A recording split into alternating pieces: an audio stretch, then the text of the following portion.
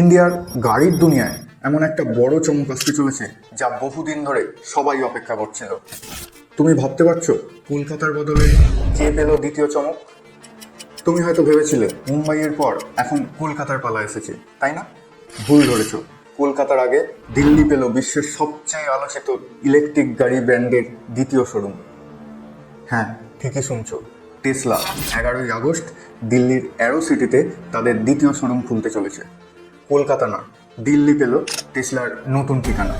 এই শোরুমে শুধু পাবে মডেল ওয়াই, যার দাম শুরু মাত্র 59,89,000 টাকা থেকে। এটা টেসলার সবচেয়ে জনপ্রিয় ইভি, যার প্রিমিয়াম ডিজাইন, দুর্দান্ত পারফরমেন্স আর আধুনিক প্রযুক্তি কেউ অস্বীকার করতে পারবে না।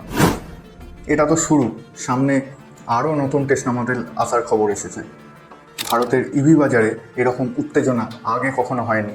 তুমি কি চাও কলকাতাতেও টেসলা আসুক? তোমার মতামত কমেন্টে জানাতে ভুলো না।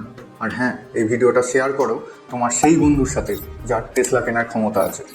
আর সাবস্ক্রাইব করো বিজ্ঞাপনকে আরও এরকম ইন্টারেস্টিং আপডেট পেতে।